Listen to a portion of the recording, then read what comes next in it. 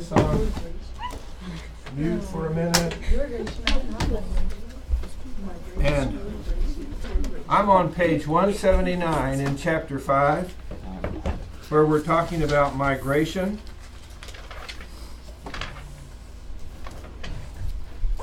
Human beings, it says, do not stay put. They never have.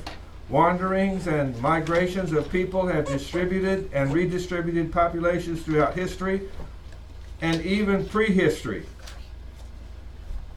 You know what prehistory is? It's before history. It's before there was any historical record.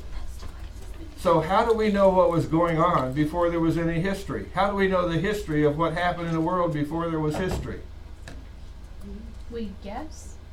I guess we just make stuff up, you know? We just, and then some guy says, yes, but all scholars agree. Now, all scholars don't agree on almost anything. So you say, hey, when people are telling you about prehistoric times, they're just making stuff up. I mean, I'm going to show you some made up stuff today. But before I do, because migration is what we're going to be talking about here, and before we do that, I need to read something to you from Genesis about migration. Where is it here? Got the wrong one. Genesis chapter 11, verse 8. What does it say? So the Lord dispersed them from there over the face of all the earth, and they left off building the city. Therefore its name was called Babel, because there the Lord confused the languages of all the earth, and from there the Lord dispersed them over the face of all the earth. That's Genesis chapter 11, verse 8. So now we're going to have another chapter. Gotcha, Adrian. We're going to have another chapter on languages. But that tells you something about where they came from, doesn't it? But does it tell you how migration got started? It doesn't give you all the details, but what did we just read? That at this Tower of Babel, he decided it was time to scatter people all over the earth. Now I'm going to show you something. I got so much stuff here. I'm going to show you something where some guy has made up a video of how he thinks all of this migration took place.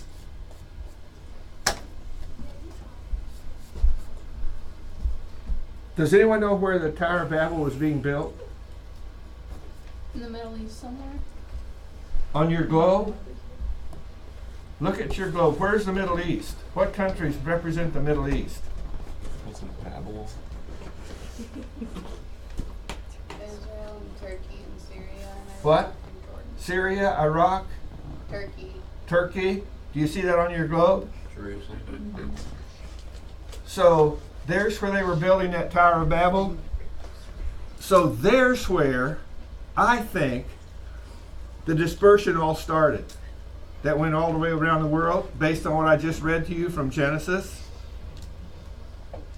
Okay, the video I'm going to show you thinks it started down in Africa. But does anyone remember reading about in the book of Acts some guy from Africa who met Philip? Where is that?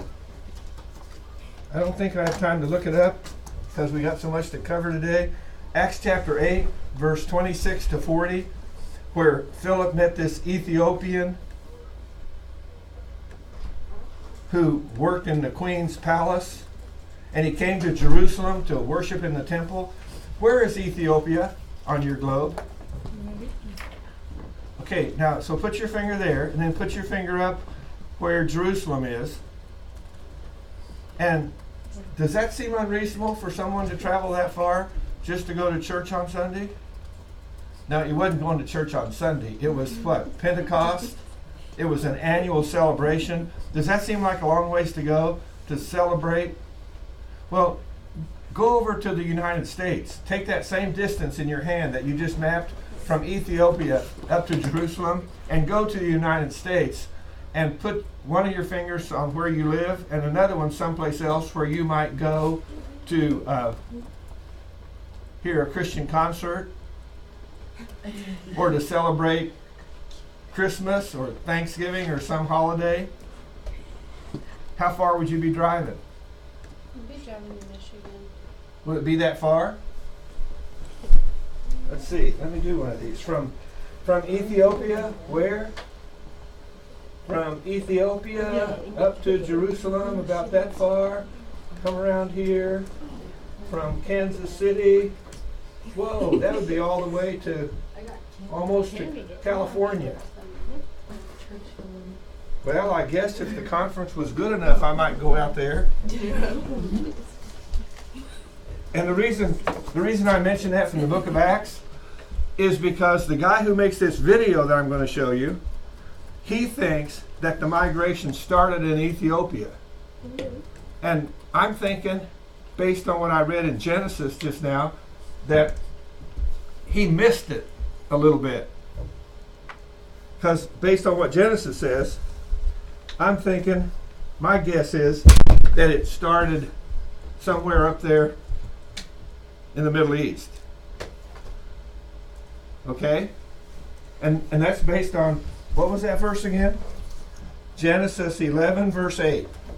If you want to read it again. So let me go call this guy up here. Oh, and the other thing, see, when God scattered them, they took off, and it didn't take millions of years for it to happen. The guy whose video I'm going to show you thinks it took millions of years for this to happen. But I'm thinking, once these people got their languages confused and God scattered them, they probably moved just about as fast as, not quite as fast as the video shows, but it didn't take millions of years for them to get all the way around the world. So let's see, what are we doing? Mapping.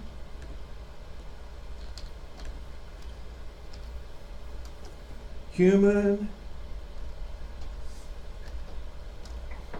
When I put in mapping migration, it gave me a whole bunch of paths that geese migrate on and ducks migrate on and hummingbirds, and I thought, no, I'm looking for people. So I had to retype mapping human migration.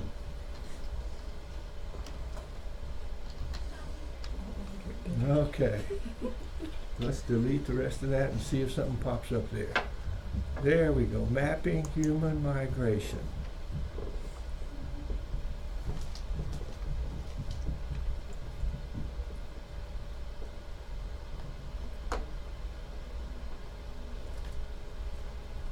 YouTube. Is that it? No, I don't think that's the one I want.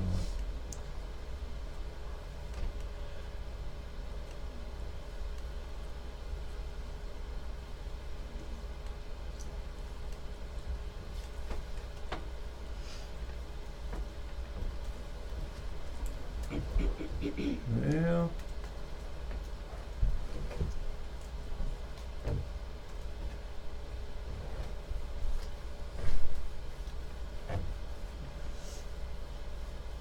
where is it? Automated map? Then let me do this.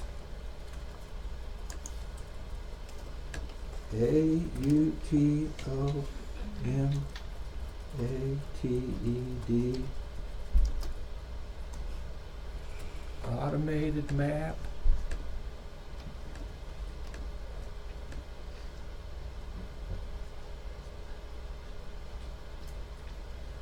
Shows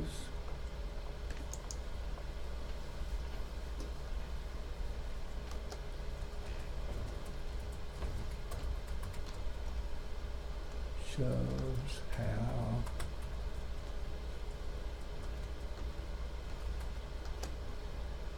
human migration, how humans migrated. Let's see if that gets us. Migrated across the globe. That must be the one. How long is that?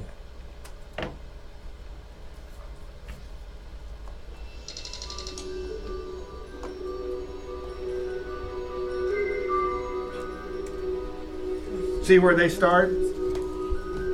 Down here. So look at your globe and see where they've got it started and see how far away that is. And see, they say 70,000 years ago. No, maybe 7,000 years ago.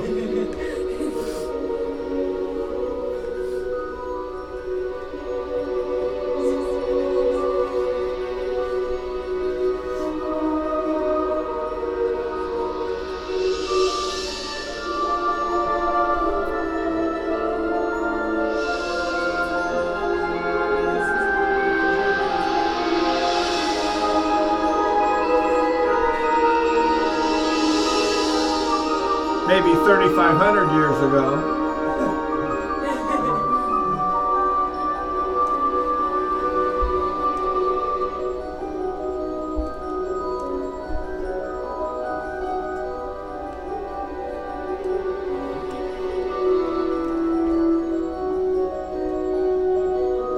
Maybe 4,000 years ago. There are no Neanderthals, except people who act like them.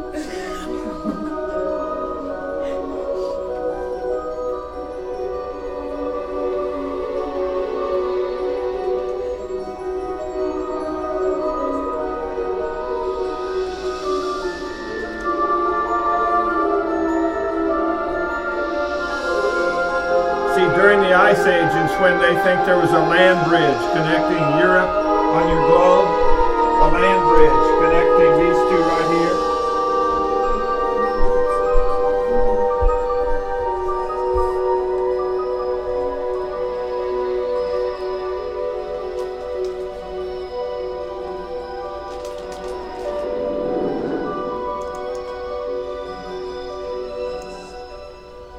Somebody had that really loud for some reason. But do you understand? Do you see how? You see how? What I like about that picture? I don't like his years necessarily. I think he missed a little bit where it starts. But oh, there's another one. There's some cool stuff up here. This is a cool little thing on migration. For some of you who are going to be teachers, you might want to make a note of some of these. But we're going to turn it off. Push factors, pull factors, things that push people to migrate and things that attract them. But we're going to stop that.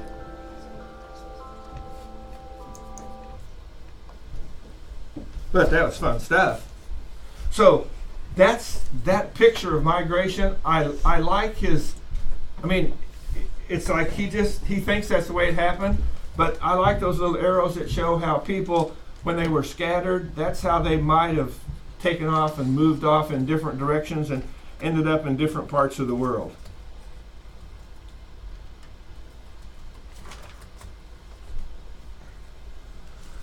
Page 180 talks about undocumented immigrants. Those are people who migrate and nobody knows about them, except the people who live there. In Belton,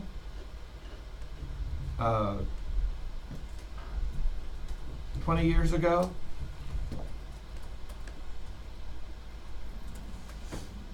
there were no Mexican restaurants in Belton, Missouri. And now there's a bunch of them. Anyone know why? We have people who have come here from Mexico, and some guy says, "Whoa, I heard some people speaking Spanish in the Walmart. I'm going to open up a Mexican food store and see what happens." And he becomes a successful businessman because people are immigrating here. We immigrated here, if you want to call us that. Calvary did. We were in downtown Kansas City, and we just packed up everything we had and moved out here to this air base. And when that was in 1980, and when the college moved out here, the people in Belton had all kinds of theories about the people who came to school here. One time I was in a barber shop and the guy said, I understand that they take your shoes away once you get enrolled so you can't run away from that little monastery up on the hill. And I'm going, well, I've never seen anybody going around barefoot yet, and I think they kind of come and go as they please. Well, that's just what I heard somebody saying. Because they made up stuff about the students here, thinking they're a bunch of weirdos coming up on this hill to study the Bible. Well, you're not wrong about weird. And we are kind of weird, and we don't mind it, but guess what they discovered? Some of them hired some of these kids to go to work for them. And guess what the people in Belton discovered? These weirdos who migrated out here to our little bedroom community show up to work on time. They do what they're told without talking back. They're pleasant to the customers. They're nice people. And they wear their shoes when they come to work. And all of a sudden, all these people in Belton who were laughing and making fun of students were waiting in line to hire them because they were such good workers. In fact, I used to tell students, if you need a job, just go pick a place in Belton where you want to work. And if they say we're not hiring, say that's okay. I'd like to fill out an application just in case you have an opening. And when you fill out the application and it says you go to Calvary, back then it was Calvary Bible College, they would fire some guy who was messing up and wasn't showing up to work on time and call you and offer you a job. And I used to tell the new students coming here, don't mess it up for the next generation of new students. Keep it going. The people in Belton think you're good workers and they'll hire you in a heartbeat. Is that still true today? Isn't that neat to know that this student body has that kind of reputation in this town? And the town has a whole different attitude about the school now than when we first moved here. And I think that happens to be the same with the immigrants from Mexico, both the legal ones and the undocumented. I mean, I know some people who work with undocumented people who came here from Mexico. And there's a ministry to those people. You go, well, why aren't they documented? Well, when we look at this stuff on migration, did you know in early America, there were no limits on how many people could come into the country? If you could get here, you could move here. Today, we put limits on how many people can come to our country. Why do we do that? So we don't get too full. They're just afraid we're going to fill up with people. And another thing, Celeste, that goes along with that, the early immigrants came here. They were just farmers. They went out and started raising crops, and there's some land that nobody's using. The people who come here now, we have all of these programs available. Like the first immigrants who got here educated their own children. They didn't have social services. They were no burden to the tax base because there was no tax base, other than the fact that they would charge property taxes. So if you came here and owned a farm, you would eventually pay taxes to own that farm. So it was a source of income, where now immigrants come here and it's not so much a source of income, it can become a burden. And in fact, when this was an air base and there were a whole bunch of military people here, when the military migrated out here and all their children went to the Belton School District, maybe some of your parents who live in Belton remember going to school with people that were military children. The military paid Belton a huge sum of money to accommodate them for educating their children because there was no tax money collected from the air base. And then the air base up and just left. Just said, we're going to close this one down and move someplace else. And what's happened to this? What's immigrated into this airbase now? Have you ever noticed what's parked out there on the old runways? Acres and acres of automobiles. We've become a huge car parking lot with a great big one right across the fence here, where that's what's happened out here in this part of our world. So let me show you. Let's see. Tracking. Let me do another one here. Turn it on so you can see it.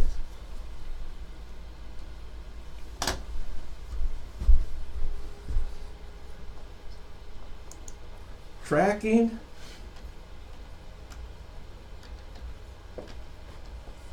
Tracking world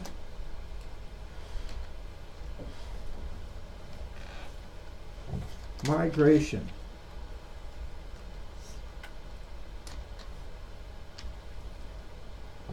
Tracking world migration.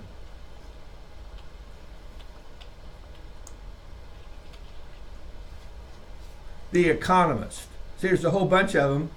Looks like this is the one I want to show.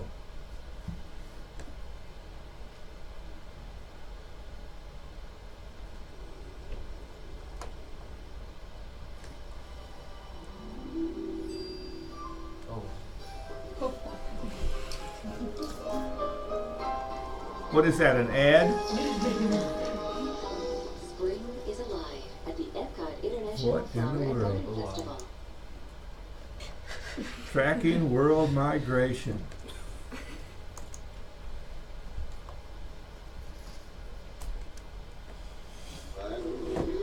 What in the world? Oh, it's an ad, okay. 25 seconds of an ad. You know what? I just have to live with this because that's what we get to watch free stuff. You just haven't been. And now you'll find more to explore than ever before. Come experience the fun and save when you buy a 3-day or longer Disney theme park ticket on DisneyWorld.com. Walt Disney World. Yeah. Been there, haven't done that. The Economist. For all the fear-mongering over Africans in Europe, or immigrants from the Muslim world in America, globally these groups are in the minority. Most migration occurs within regions, not across them. In 2000, according to the UN's latest Human Development Report, there were 7.25 million Africans living in Europe, 3.1 million in Asia, and 1.24 million in North America. Just over 13 million Africans, however, had migrated within Africa, mostly from poor countries to nearby ones with a slightly higher standard of living. The million-plus Zimbabweans in South Africa, for instance, sustained starving relatives back home by sending maize flour and cooking oil. That same year, about 15.5 million Asians lived in Europe, 9.5 million were in North America, and over 1 million each in Oceania and Africa. Fully 35.5 million Asians were migrants within their own continent. Big destination countries for workers include Japan, Hong Kong, Singapore, and South Korea. In Europe, the numbers are similar. Roughly equal numbers of European migrants, about 1.33 million, live in Latin America and Africa. Just over 8 million European migrants live in North America and 8.5 million in Asia. 31.5 million Europeans have emigrated within Europe, mostly from east to west and south to north. There are nearly 20 million Latin American migrants in North America. Most of them naturally come to work.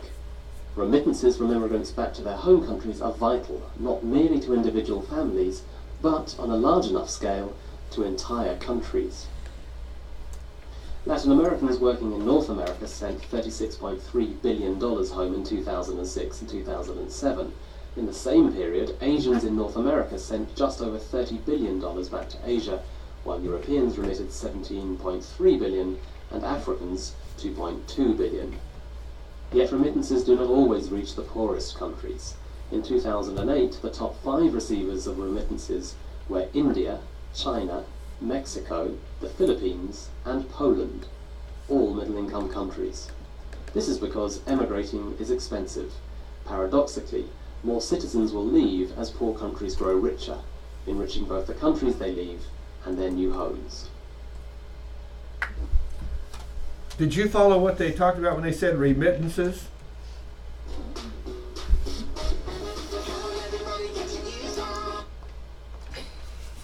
That means people move someplace else to work and then send money back home. Did you know some of the people who come here from Mexico to work send a big portion of their paycheck? Okay, have any of you seen a place where there'll be 5 or 6 employed Mexican workers living in the same house? And you think, why are they doing that? Because they're sending most of their paycheck back to Mexico for their families to have a better life. They're not happy being that far away from friends and relatives, and many of them go down there from time to time to visit.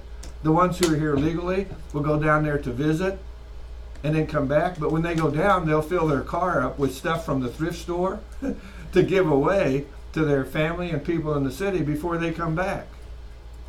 But you see, it can give you a whole different perspective on people who come here. I mean, we're so focused on illegal immigrants, but I said to a friend one time, you know what? If I lived outside the United States and I knew if I could get there, there would be a job that would pay me so much money I could send enough home for my family to live on, would I be looking for a way to get here illegally too? You say, no, you wouldn't. Well, I'm thinking I probably would. Maybe you should go visit another country, a third world country, to see why third world country people are willing to take some risk to come and live here, because once they get here, even if they're illegal, somebody will hire them. It's almost impossible to get out of third world countries.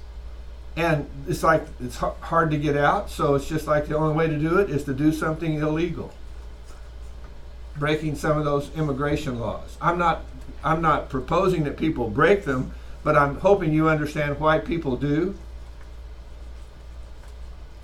I think we get more upset about people coming here illegally, immigrating to our country, than we do about people driving 10 miles over the speed limit going through our neighborhoods. And I'm thinking, that's the guy somebody ought to stop. He's going to kill somebody. This illegal immigrant, he's probably doing some work that nobody else wants to do. And this friend of mine said, like what? I said, well, go by a place where they're building houses and park your car out on the street next to where they're putting on shingles on a new house, and guess what you'll hear? Spanish conversations. Because American people don't want to climb up on that roof and pound shingles into a roof. And if you want to know why, go up there and try it sometime and you'll find out that's hard work. And these guys from Mexico say, you know, I don't care how hard it is. You should see the money I'm able to send back home because of that job. Okay? And I know the guys who hire them, they just pay them cash so they don't have to pay any taxes and stuff. And the guys who hire them sometimes take advantage of them, because what are they going to do? Turn them in to the police if they're already here illegally?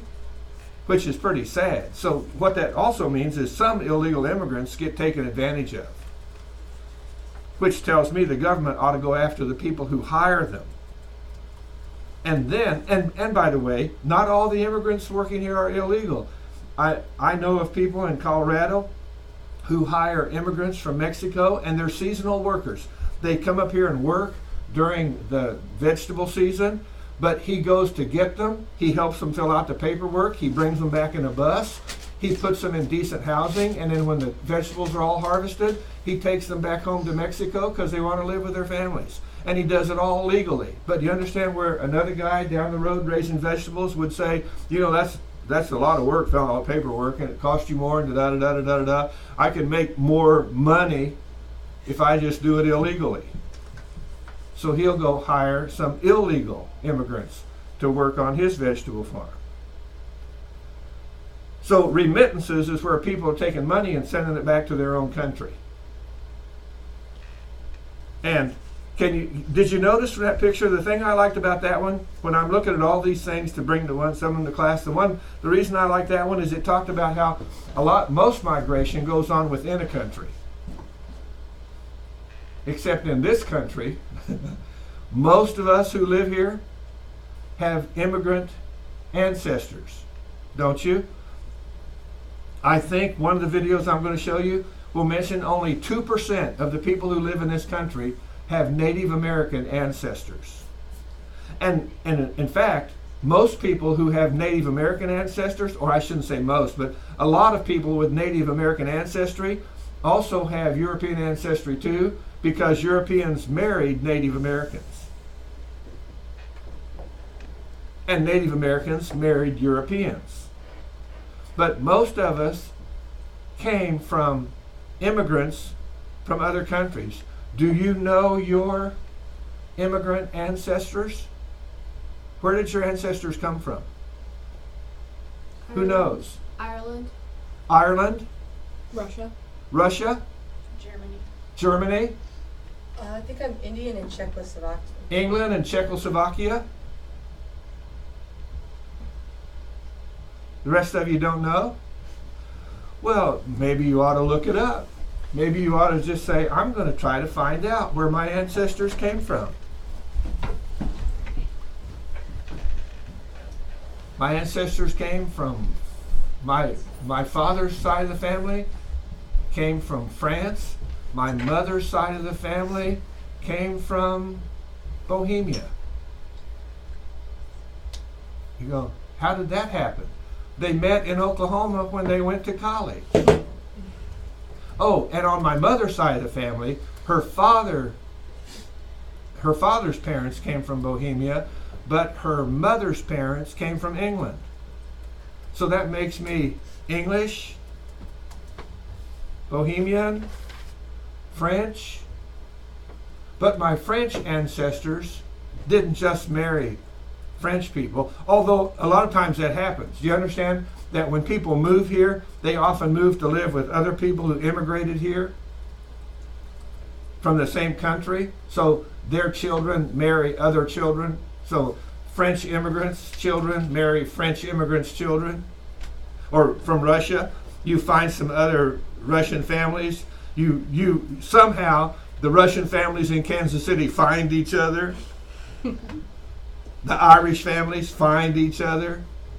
And then your parents encourage you to date some young, since two ladies, some young man whose parents they just met, and they're such cool parents.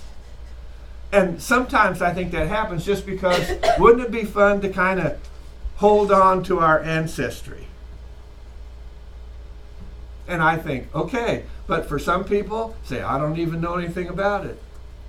And then you start tracking it down and you find out, and some people it's like, no, we talk a lot about it and we know what's there, and we look for people from those backgrounds to find mates for our children.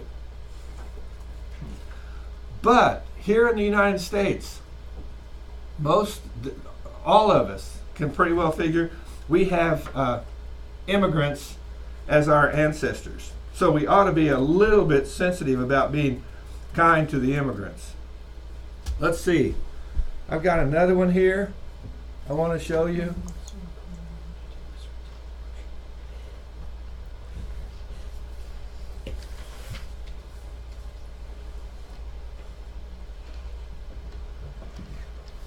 Mapping.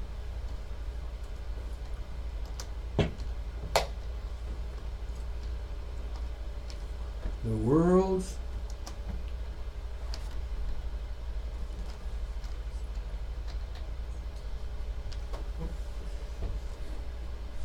immigration flows. That should be enough to find it. Let's see if it does.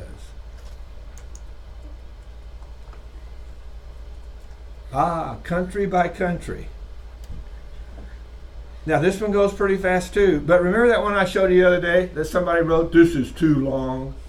Everybody wants a little 3-minute thing, so we're giving it to you. I'm finding these little brief things that just throw it at you real fast.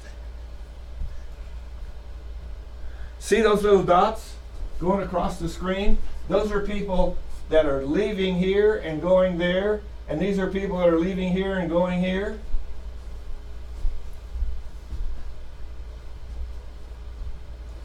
And I just thought, that is so cool.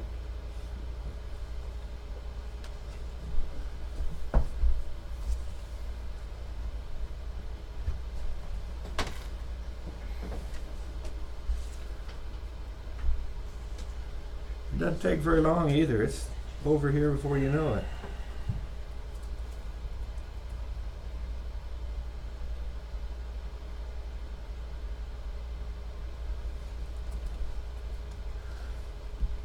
Sometimes with some of these pictures, you get the impression here in the United States that there wasn't anybody here till all of these immigrants showed up. Well, I have some Native American friends who wish people would quit acting like this country was empty. They were here carrying on business as usual until we showed up and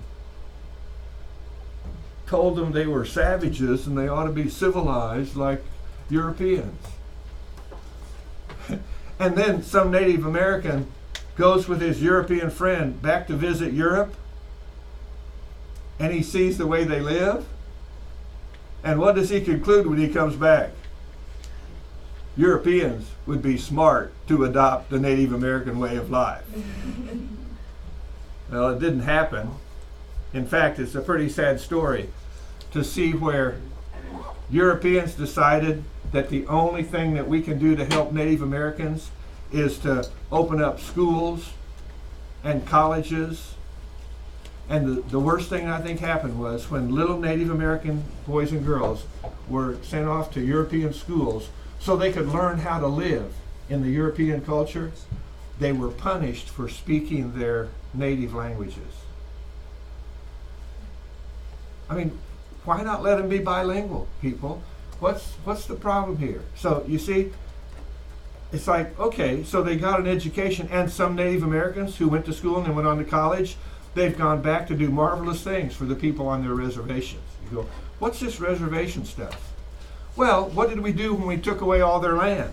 Say, we didn't take it, we bought it from them. Well, if you pay somebody 2 cents on the dollar for what their land is worth, you didn't buy it from them, you took it. And all of you know about the Trail of Tears, don't you? Where they said, we really want to settle Florida and Alabama, the Southeast. So all of you Native Americans who live here, we have a place for you to live. You know where that was? Oklahoma, where the wind comes sweeping down the plain and the waving wheat, it smells so sweet. You haven't seen that musical? At least Oklahoma has a neat state song. You people in Missouri, your state song is disgusting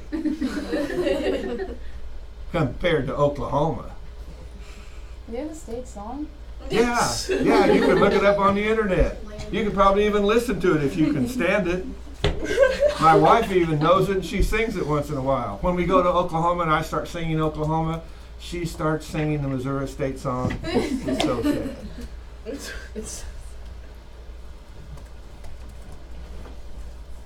So you see these little dots where they're moving around. And of course, well, enough of the tragedies going on. Let's go on to another one here. Oh, on page 181, something I wanted to tell you. That first video we saw that showed how people moved to all these continents, the things where when God scattered them at the Tower of Babel, when he scattered them, that we just read in Genesis chapter 11, verse 8, that we just read, these arrows are showing that thing that you just saw, but I just thought those things were so prettier. On page 182, it shows migrating people at the bottom of the page, European migration in the 19th century. That video we just saw where it showed Europeans migrating these different places, well, here's a little snapshot of that, and it shows how a lot of Europeans went to South America. And a lot of Europeans came to the United States. You go, well, it says 3.6 million went to South America and 33 million came to the United States. That's a lot of people showing up here from 1820 to 1920 in that 100 years. Okay, let me find another one for you here. Let's see. Hypnotic. What a phrase. Hypnotic. That's what it's called, so that's what we'll type. Hypnotic animation. We'll see if it hypnotizes you.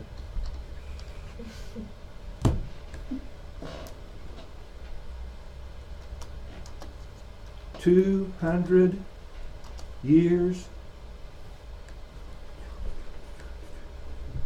Boy, when you try to punch these things without using all your fingers, let me see if that's enough.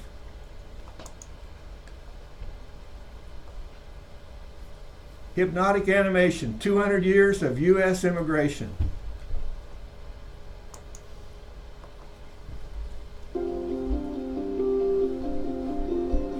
Hey, Ireland, there you go. All right. Top countries, 1850 to 1859. 1860 to 1869, Germany. 1880 to 1889. 1890 to 9. Whoa! I mean, see how fast this stuff goes? But that's your fault, people. You want everything just like this. Is it too long? I don't want to watch all that. 1940 to 1950. 1950 to 1960. 1960 to 1970. 1970 to 1980. 1980 to 1990. 1990 to 2000. 2000 to 2009. 2010 to 13.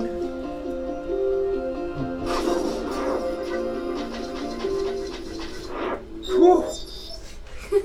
You want to see that one again?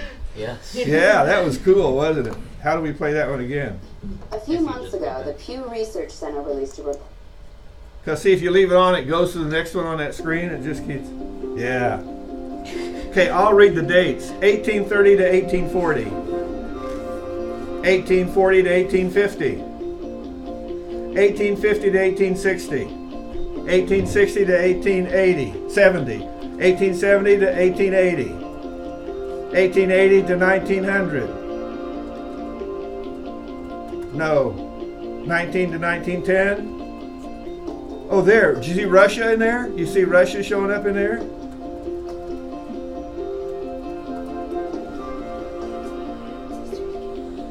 It is hypnotic, isn't it? You want to watch it again? No, we can't. We have to keep going.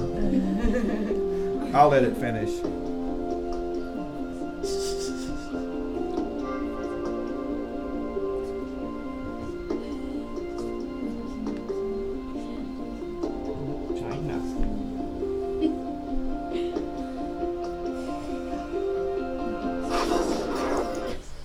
So some of these things, you just have to watch over and over again because they go so fast. But that's your fault. You're the ones that say, this is too long. I want a quick snippet to see what's going on in the world. So that's what they're giving you, so you'll watch their videos, yes? Can we play that again?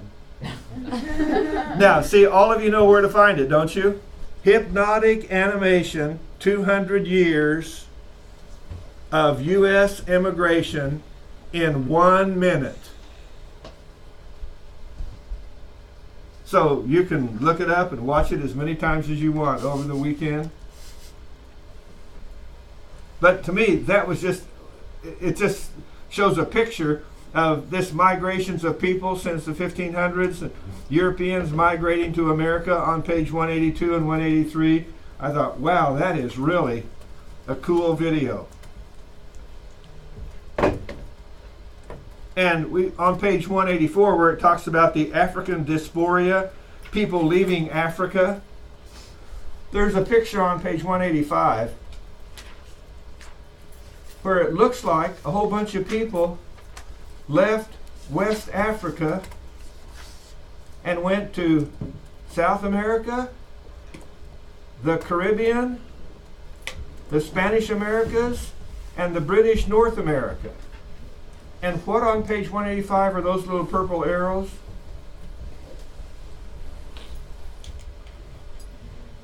What's it say on page 185? Slave trade routes. And we're going to look at something here a little bit later to talk about this. But a Harvard professor did a special on channel, what was it? Channel 19, where he was going back to Africa and tracing the roots of slaves in America who were sold onto slave ships and brought here to America. And you can find pictures on the internet, and it is not a pleasant thing to look at. It's a sad chapter in the history of humanity that happened. But when he got there, and he was in one of these holding prisons for slaves, the lady showing him around was an African, and he said, so where did all the slaves come from who were in these holding pens to be sold to these European slave traders? And the lady said, well, they actually came from inland Africa. Just take that purple area and draw a little circle around it. And the people who lived on the coast there were very powerful Africans who had strong armies and who had successful businesses. And guess what they did? They went inland and captured Africans, strong young African men, put them in a holding pen, and then sold them to Europeans as slaves. And this Harvard professor stood there and he said, so the Europeans didn't go capture their own slaves? And she said, my ancestors wouldn't have allowed that. They were in charge. They ruled the world in Africa, on that part of Africa, and the only reason Europeans got them is because we sold them to the Europeans. And this Harvard professor looked at her and he said, oh, he said, I just thought the Europeans got them on their own. And she said, nope.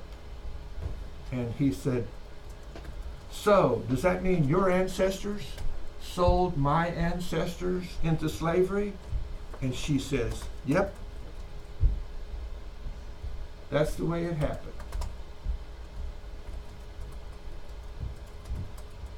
Now, why was he a little bit bothered by that answer? Okay, is it fair to say here in America, we want to assume that the African slavery problem was driven by Europeans?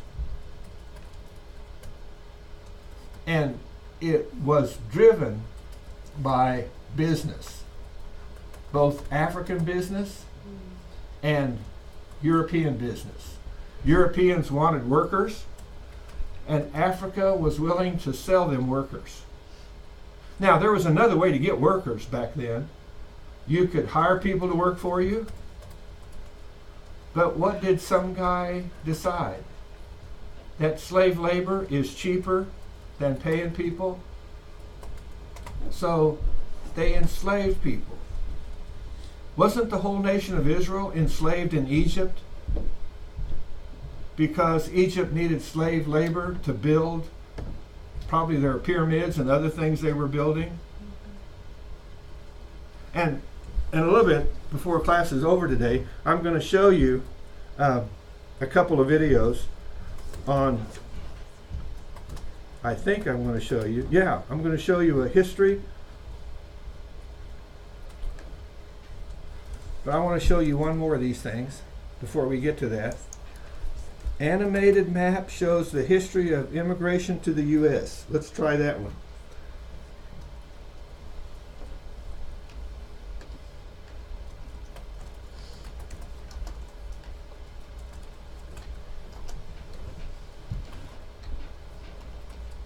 Animated map shows history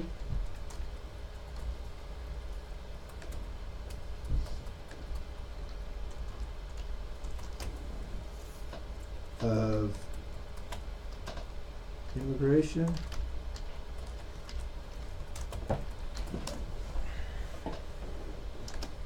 to the, see if that'll get it without me typing in US. Animated map shows history of immigration to the US. There we go.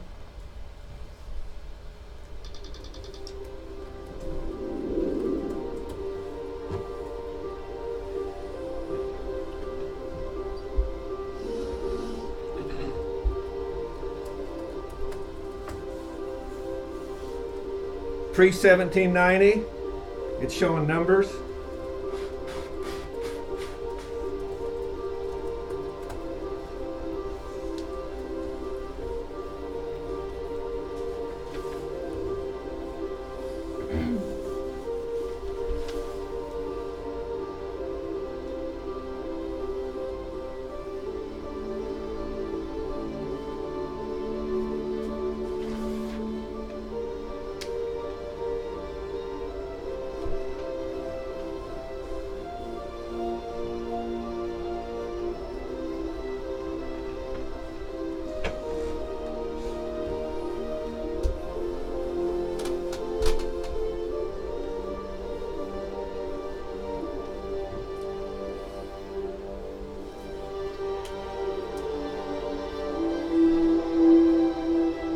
That's why your ancestors came here from Ireland, that potato famine.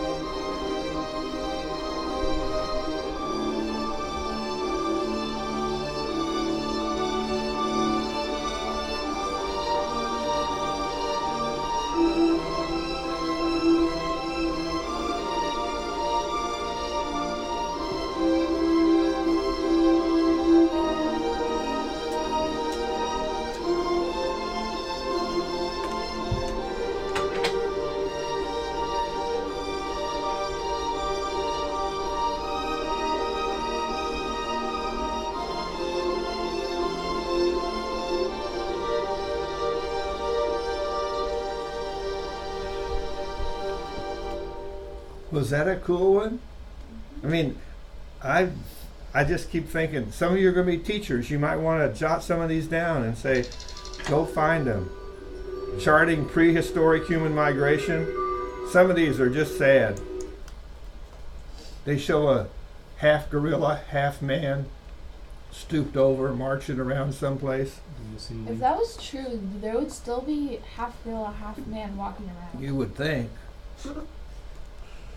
So, let's see. I have one more to show you. I mean, you say they're all about immigration, but they all kind of a little bit different twist to them. So that's why I'm showing so many of them. I mean, I found more of this, but these are the ones I'm going to bring. America's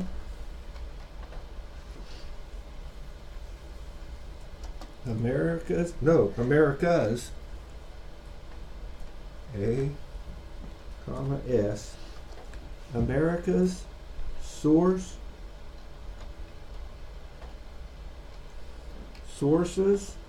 of immigration.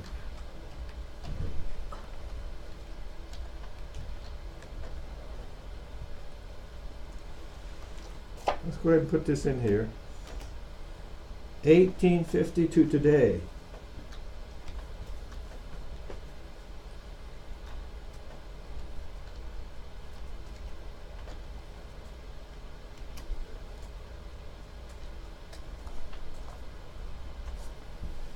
Is that it? Sure enough, YouTube, let's click on it and see what it looks like. This is a state-by-state look at how immigration to America has changed over time. In 1850, the vast majority of newcomers were from Ireland and Germany. In the 1860s, the labor shortages during the Civil War created strong demand for immigrant labor.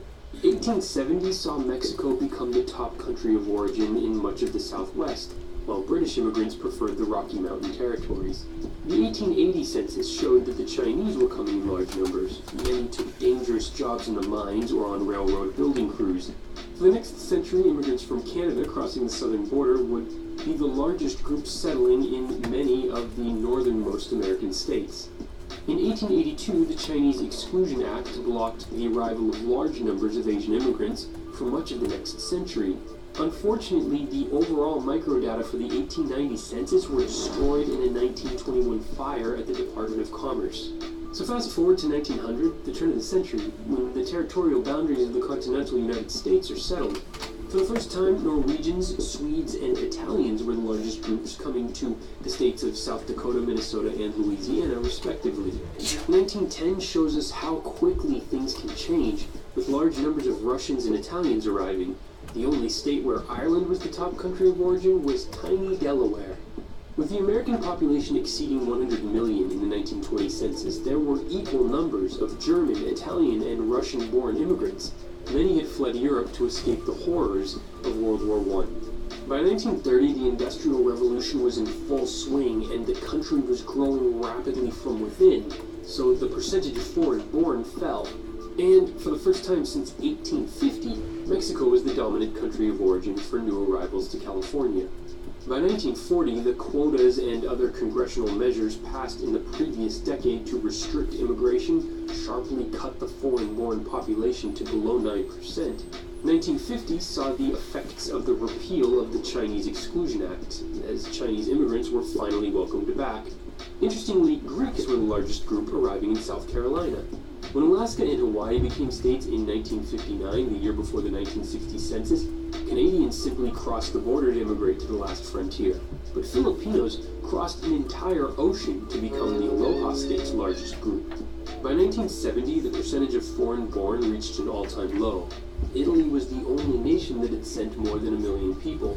In 1980, after Congress began granting more visas to people from the Western Hemisphere, the number of states where Mexico was the top country of origin doubled in a decade, becoming the dominant foreign-born population in the entire country. And in 1990, America began to look like the diverse country we live in today. Mexico was tops in 18 states, Dominicans were the largest group coming to New York, and South Korea and Southeast Asian nations were the leading countries of origin in 7 states. In the year 2000 census, the number of Mexican-born immigrants surpassed 9 million. It's also notable that India was the top country of origin in 3 states. And the 2010 census reveals exactly why America is quickly becoming so diverse. Only 5 states, all of them bordering Canada, received the most immigrants from a majority white country. Thanks for watching. I hope you enjoyed this visualization of America's immigration history, and a special thanks to lynda.com for sponsoring this video. A lynda.com membership will give you unlimited access to training on hundreds of topics, all for one flat fee. For a free 10-day trial, go to lynda.com/TDC. That's LYNDA.com/TDC. Be sure to use that URL link in the description so they know I sent you. Until next time, for the Daily Conversation, I'm Bryce Plank. I thought it was only right to listen to this little commercial after we watched. Wasn't that a cool video? I mean, just giving you another perspective on how this stuff came together. Probably we should talk a little bit, maybe. Okay, you notice it talked about the Chinese coming here. Have any of you been to California? You've heard, okay, have you been to Chinatown in California? You understand why there would be a Chinatown? So many Chinese immigrants came here. And, by the way, one of the things the Chinese did for us, the railroad that we built, the transcontinental railroad that changed the way we live in this country, was built through the Rocky Mountains, mostly by Chinese. In fact, when the Europeans hired them, they said they're small and they're not very strong. They probably won't be able to work very hard.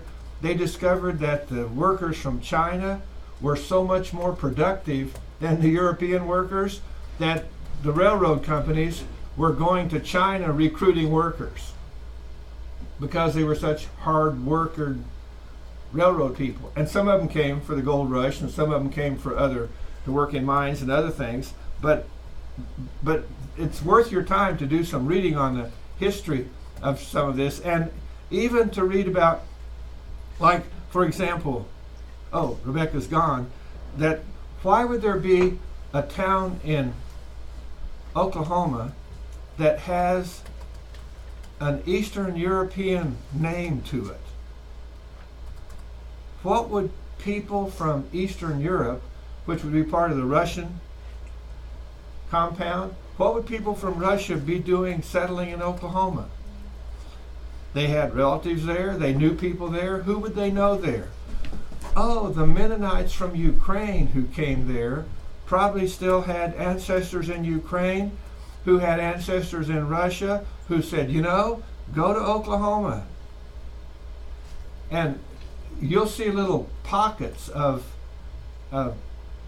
well, in Kansas City, it used to be in the Northeast was Italian restaurants where it was an Italian community.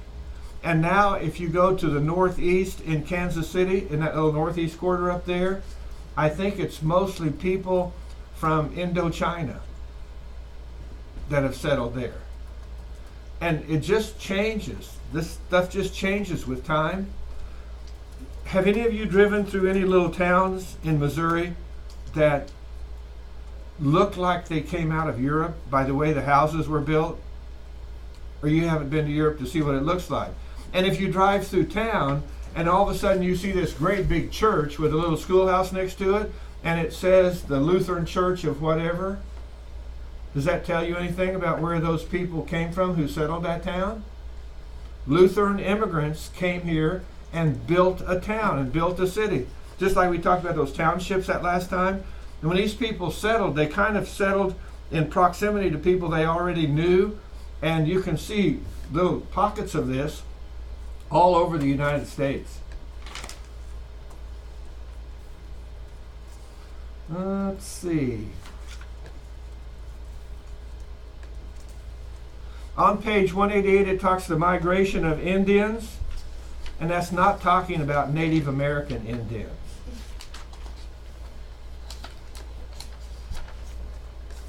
It's talking about India. On your globe, what, is that the little green country? Is India the little green country on your globe?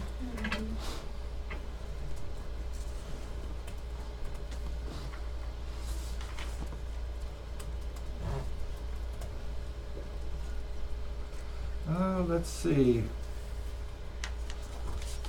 I think maybe I better put this other one up here so I don't lose track of these. Because I want you to look at this one. This is important. The history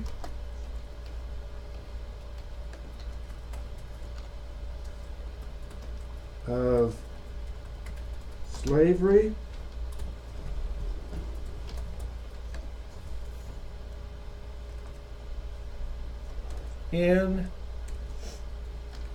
Now, see, you can see in all these places,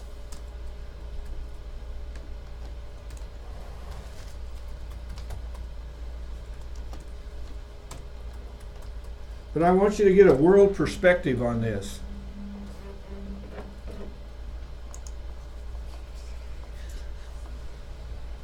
Is that it? Local history? Yep.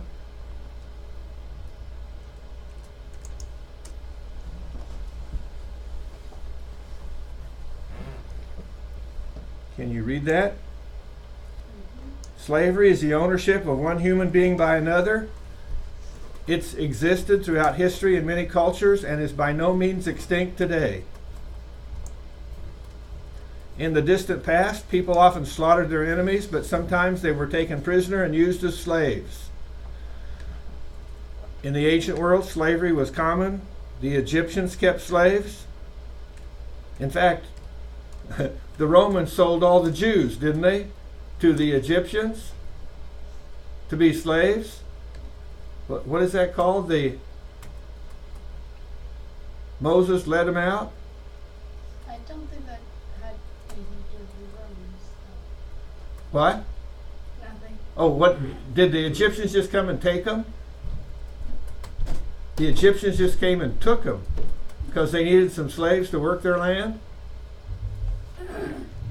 The Jews moved down to Egypt because of the famine. And so once they got there, And they got there, and they lived there, and they're getting too big, so Pharaoh's like, heck no, you're gonna be my slaves. And that was after Joseph died, so they Yeah. were no longer safe. Yeah, and then oh, and that's when. the Romans weren't around then. So the Romans weren't around doing that.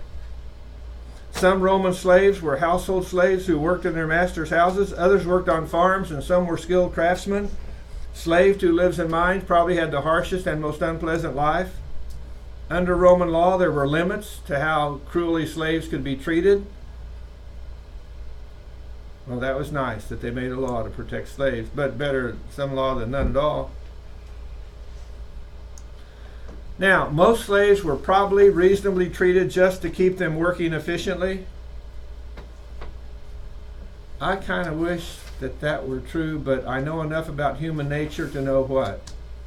If you're buying slaves because you don't want to hire people to do the work, you're probably trying to get the most work out of them for the least amount of expense.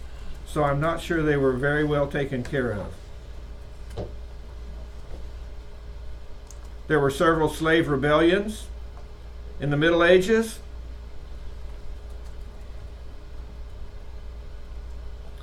Slavs were enslaved in the early Middle Ages.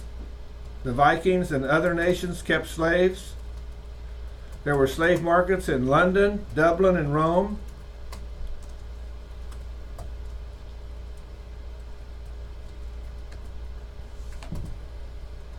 Slavery existed in Central America before the Europeans arrived. The Mayans kept slaves who did all the hard work, and the Aztecs.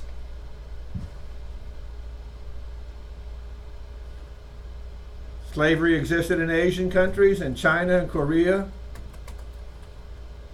Slavery also existed in India, Japan, Thailand, Burma, and Malaysia. The Arab slave trade from the 7th to the 19th century, Arabs took vast numbers of slaves from Africa. They bought them from the people the people in power in Africa who would sell them to them. They were transported across the Sahara or across the Indian Ocean. Now that we're talking about slaves being transported, does anyone know who wrote Amazing Grace?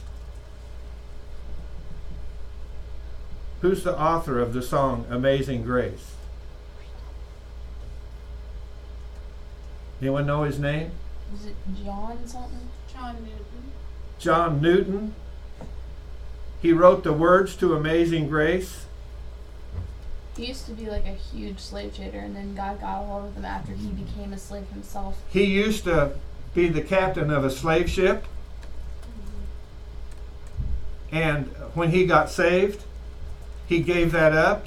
Well, it also helped that he became a slave himself. And he wrote a song. And if you look at the hymnal, when it says the author for the tune, it says unknown. But some people have done some research on it, and they're convinced that the tune to Amazing Grace was the tune that the slaves sang down in the hull of the ship that he was sailing to America to sell them. And he used that tune that he heard over and over again to write the song Amazing Grace. And it's really interesting. I saw a guy on television talking about this, and he said, let me show you something. He said, I can play Amazing Grace by only using the black keys on the piano. And sure enough, he did. And he said, I'm convinced that from the research I've done, that song, the tune to that song, was the song that the slaves were singing in the hull of that ship as they were bemoaning the fact that they were taken out of their homeland and being shipped off to America to be slaves. In the 15th century, the Portuguese began to explore the coast of Africa. They began to transport slaves to Portugal and Spain. In the 18th century, ships from Britain took manufactured goods to Africa and then traded them for slaves. Some Africans were sold into slavery because they'd committed a crime, but most were captured in raids by other Africans. Slaves were crammed into ships. See, Africans brought slaves to the coast and sold them to the traders.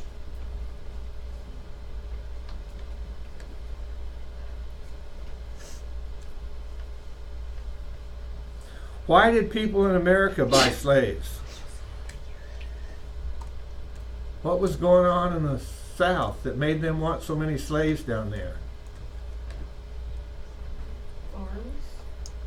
What kind of farms? Cotton. Cotton.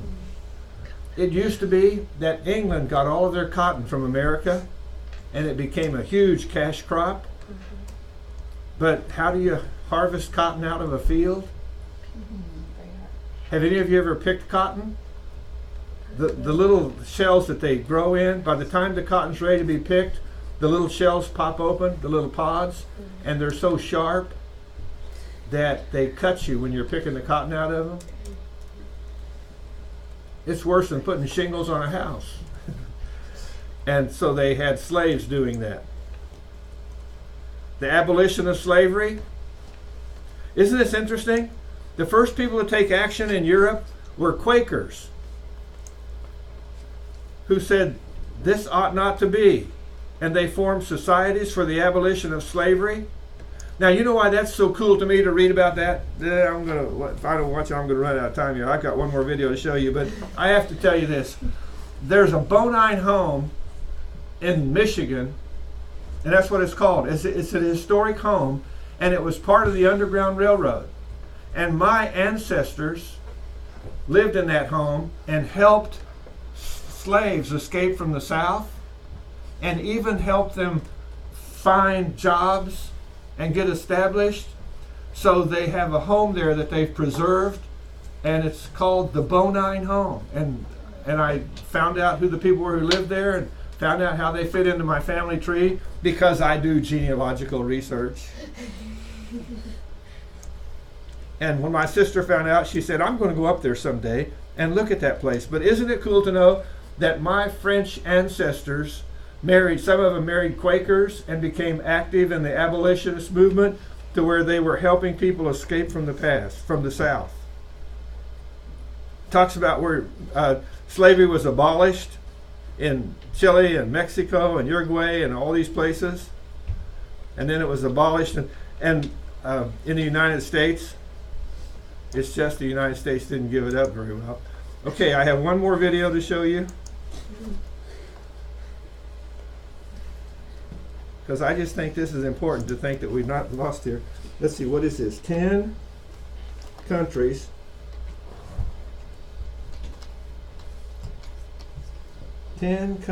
Most affected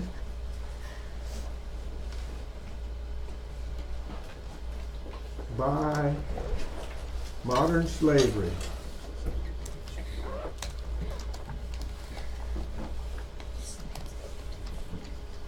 When I found this one, I thought, wow.